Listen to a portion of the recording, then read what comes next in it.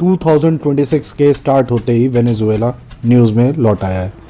USA ने Venezuela के capital कैराकस पे अटैक किया और मिलिट्री लॉ एनफोर्समेंट ऑपरेशन के अंडर वेनेजुएला के प्रेसिडेंट निकोलस मादुरो को गिरफ्तार कर लिया और उन्हें यूएसए लाया गया। अमेरिकन एडमिनिस्ट्रेशन इसे लीगल एक्शन कह रहा है, लेकिन वेनेजुएला और उसके सपोर्टर्स का कहना है यह गिरफ्तारी नहीं, ये एक अपहरण है। यूनाइटेड नेशंस की इमरजेंसी बैठक में भी दुनिया एक सुर में नहीं बोली।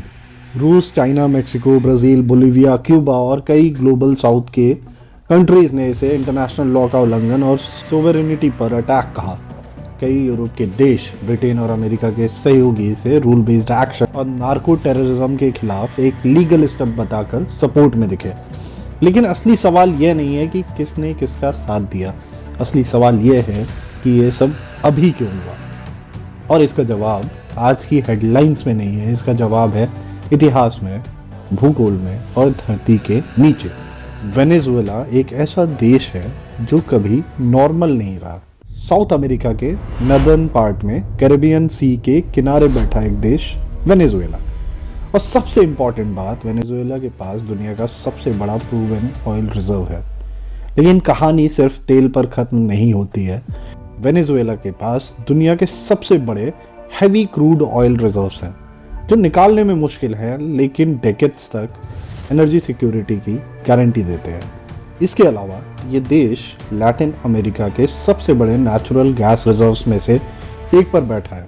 और वेनेजुएला की धरती के नीचे सिर्फ एनर्जी नहीं, ओरिकानो बेल्ट और साउथ वेनेजुएला में गोल्ड के विशाल भंडार हैं। यहाँ कोल्टन जैसे रेयर मिनरल्स भी हैं जिनके बिना मोबाइल फोन, सैटेलाइट्स और मॉडर्न वेपन्स बन ही नहीं सकते। ऊपर से अमेज़न रेन फॉरेस्ट का हिस्सा और दुनिया के सबसे बड़े फ्रेश वाटर सिस्टम्स में से एक का पार्ट। इसीलिए वेनेजुएला कभी एक नॉर्मल कंट्री रहा ही नहीं, वो हमेशा एक प्राइज बना रहा। हजारों साल पहले इस धरती पर कैरिब, अरावक और टिमोटोकोइसाक जैसी सिविलाइजेशंस रहती थी। ये लोग धरती को काटते नहीं थे, उसे समझते थे। उनके लिए धरती कोई संसाधन नहीं थी, एक जीवित बैलेंस था।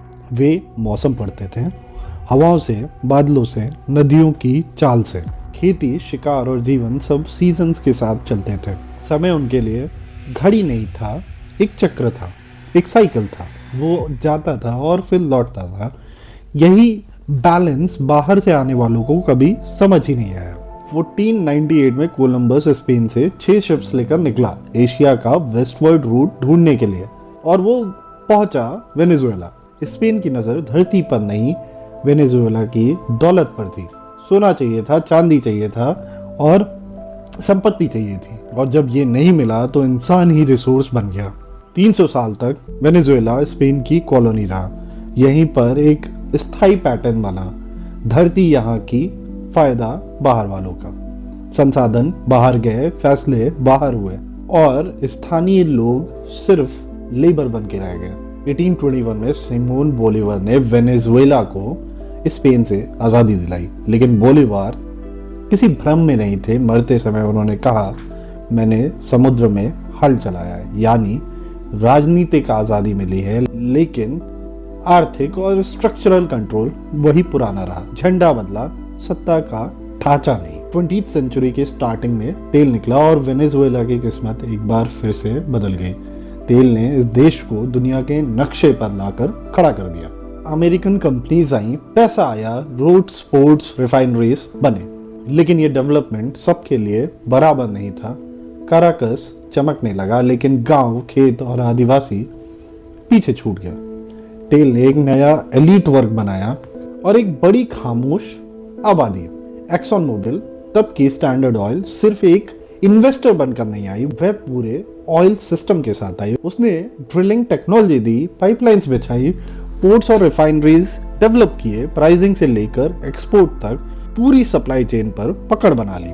धीरे धीरे वेनेजुएला का ऑयल सीधे अमेरिकन एनर्जी सिस्टम से जुड़ गया। इसका मतलब था वेनेजुएला ऑयल प्रोड्यूस करता था, लेकिन उसका प्राइस, डायरेक्शन और प्रॉफिट का फैसला कहीं और होता था। एक्सॉन मोबिल सिर्फ एक कंपनी नहीं थी, वो एक व्यवस्था थी। कोल्ड वॉर के टाइम पे दुनिया 2 हिस्सों में बटी, यूएस वर्सेस यूएसएसआर।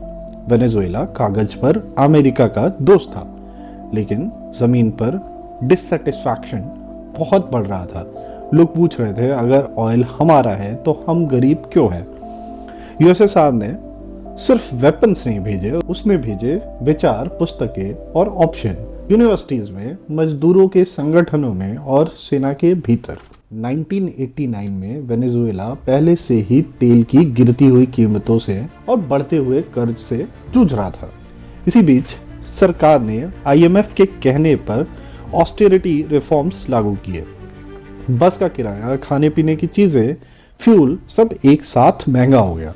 27 फरवरी 1989 को काराकस की सड़कों पर गुस्सा फट पड़ा, जो शुरू हुआ बस के किराए के विरोध से और कुछ ही घंटों में पूरे शहर की बगावत बन गया। सरकार ने सेना उतारी, गोलियां चली, सैकड़ों लोग मरे। उस दिन वेनेजुएला ने पहली बार खुले तौर पर कहा, ये सिस्टम हमारे लिए नहीं है। काराकाजो कोई रॉयट नहीं था, वो एक इंडिकेशन था कि पुराना मॉडल टूटने वाला है और उसी टूटन से एक नई पॉलिटिक्स जन्म लेती है, जिसका चेहरा कुछ साल बाद ह्यूगो चावेज होगा। 1998 में ह्यूगो चावेज सत्ता में आए। वे किसी एलीट वर्ग से नहीं थे, वो काराकाजो के बाद जन्मी पीढ़ी की आवाज थे।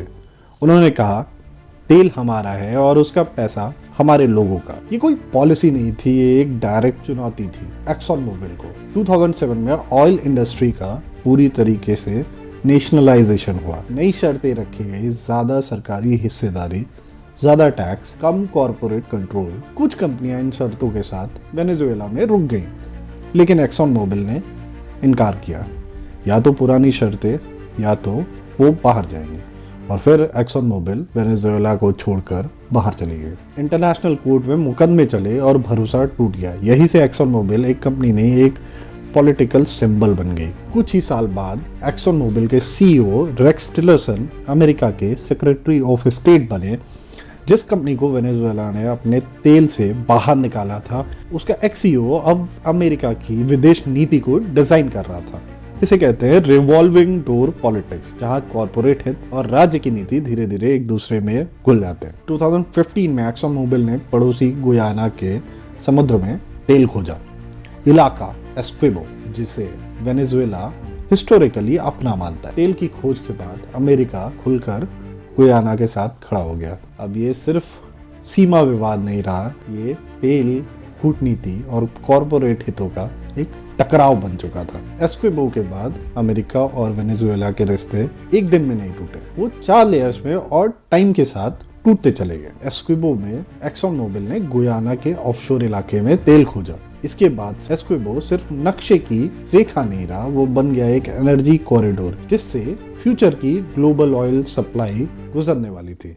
जहां पहले विवाद इतिहास की फाइलों में था, अब एनर्जी सिक्योरिटी की फाइल्स में आ गया। दूसरी लेयर 3 दिसंबर 2023 को मदुरो की सरकार ने एस्क्विबो पर वेनेजुएला में रेफरेंडम करवाया। इस रेफरेंडम में एस्क्विबो को औपचारिक रूप से वेनेजुएला का हिस्सा घोषित किया। वहां नई एडमिनिस्ट्रेटिव यूनिट बनाने और वहां के लोगों को सिटीजनशिप देने जैसे प्रस्ताव रखे गए। इसका मतलब था इंटरनेशनल कोर्ट ऑफ जस्टिस को खुलकर नजरअंदाज करना और गुयाना की सॉवरेनिटी को सीधे चैलेंज करना और इनडायरेक्टली एक्सॉन मोबिल के ऑयल प्रोजेक्ट्स को खतरे में डालना। यहीं से एस्क्विबो एक रेड लाइन बन गया। इसी दौरान यूएसए में इंटरनली एनर्जी सिक्योरिटी एक पॉलिटिकल मुद्दा बन चुकी थी। तेल की कीमतें, चाइना का ऑयल रूट्स पर बढ़ता हुआ कंट्रोल और सप्लाई चेन की इनसिक्योरिटी सब वोटर एंजाइटी बन चुके थे। वॉशिंगटन के लिए अब वेनेजुएला सिर्फ एक ऑयल रिच, अलग थलग और सैंक्शन से कमजोर देश दिखने लगा, यानी लो रिस्क हाई इम्पैक्ट। 2024 तक वेनेजुएला इकोनॉमिकली काफी थक चुका था। हाइपर इन्फ्लेशन, माइग्रेशन क्राइसिस और इंटरनेशनल आइसोलेशन एक साथ मौजूद थे। अमेरिकन असेसमेंट यही था कि ये चावेज का वेनेजुएला नहीं है, ये एक एग्जॉस्टेड सिस्टम है। यहीं पर चारों परतें एक ही बिंदु पर टकरा गई। यही वो पल था जिसे जियोपॉलिटिक्स में विंडो ऑफ अपॉर्चुनिटी कहा जाता है। कोल्ड वॉर से लेकर आज तक सत्ता सिर्फ टैंकों से नहीं बदली, कई बार कहानी बदल कर सत्ता बदली गई। 2002 के ह्यूगो चावेज के कूप के अटेम्प्ट से आज तक वेनेजुएला की छवि धीरे धीरे बनाई गई। फेल्ड स्टेट, डिक्टेटरशिप, केओस, सब कुछ आरोप सच थे, कुछ आधे सच और कुछ जरूरत से ज्यादा बढ़ाए गए। लेकिन परसेप्शन सबसे ताकतवर हथियार बन चुका था, क्योंकि आज अगर जनता मान ले कि कोई देश फेल हो चुका है तो उसके साथ कुछ भी करना आसान हो जाता है। वॉर अब जमीन पर नहीं, स्क्रीन्स पर लड़ा जा रहा था। यूनाइटेड नेशंस की बैठकों में भी दुनिया एक आवाज में नहीं बोली। कुछ देशों ने कहा ये सोवरेनिटी पर अटैक, आज वेनेजुएला है कल कोई और होगा। कुछ देशों ने कहा ये कानूनी कार्रवाई है लोकतंत्र की रक्षा के लिए। और हमारा भारत न समर्थन में न विरोध में, भारत ने वही भाषा चुनी जो उसने रूस, यूक्रेन, इजराइल, गाजा जैसे मामलों में चुनी। इंटरनेशनल लॉ, संवाद और शांति यानी स्ट्रैटेजिक साइलेंस। क्वेश्चन एक और भी है, रशिया चाइना ने वेनेजुएला में इंटरवीन क्यों नहीं किया? रशिया ने बयान दिए, निंदा की, लेकिन सीधा दखल नहीं दिया, क्योंकि रूस खुद यूक्रेन के वॉर में फंसा हुआ है। उसके लिए लैटिन अमेरिका में एक नया मोर्चा खोलना सुसाइडल होता है। और चाइना डायरेक्टली वॉर में कूदना ही नहीं चाहता, वो टाइम से खेलता है। उसने वेनेजुएला को कर्ज दिए हैं, तेल के बदले रीपेमेंट चाहिए। सरकारें बदलती हैं लेकिन देश का कर्ज नहीं। और दोनों ये जानते थे कि ये चावेज का वेनेजुएला नहीं है, ये एक अलग थलग थका हुआ इकोनॉमिकली एग्जॉस्टेड सिस्टम है। कोई भी सुपर पावर ऐसे सिस्टम के लिए सीधा वॉर लड़ेगी ही नहीं। तो सवाल फिर वही, ये सब अभी क्यों हुआ?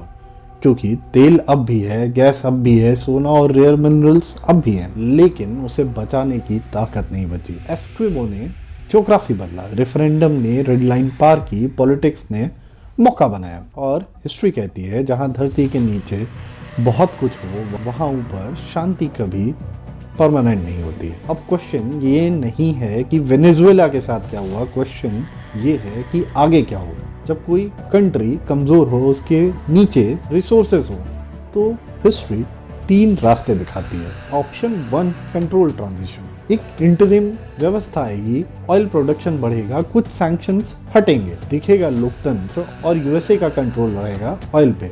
और ऐसा पहले भी हुआ है। 2003 इराक के बाद वहां चुनाव हुए, लेकिन ऑयल कॉन्ट्रैक्ट्स यूएसए में डिसाइड हुए। Option 2, fragmentation. अगर सत्ता काफी लंबे टाइम तक खाली रहे तो सेना और मिलिटेंट्स ताकत को शेयर करेंगे, ऑयल फील्ड्स कॉन्फ्लिक्ट जोन बन सकते हैं। ये देखा गया 2001 के बाद लीबिया में, जहां देश रहा लेकिन लोग टूट गए। ऑप्शन 3 है प्रॉक्सी गेम। रूस चाइना सीधे नहीं आएंगे लड़ाई में, लेकिन लड़ाई कर्ज और कॉन्ट्रैक्ट से होगी, जैसा अभी चल रहा है श्रीलंका में, पाकिस्तान में और कई सारे अफ्रीकन कंट्रीज में, जहां सत्ता बदली लेकिन डेप्ट रहा। वेनेजुएला को देखना लगभग वैसा ही जैसे आप दुनिया के अगले मोड़ को देखना। वेनेजुएला की कहानी सिर्फ एक कंट्री की कहानी नहीं है, ये एक वार्निंग है, एक आईना है जो हमें बताता है दुनिया में सबसे खतरनाक चीज गरीबी नहीं होती, सबसे खतरनाक चीज होती है कमजोरी के साथ दौलत। आज वेनेजुएला है, कल कोई और होगा, क्योंकि खेल वही है, बस चालें अब और ज्यादा खामोश और भी ज्यादा चालाक हो चुकी है। जय हिंद।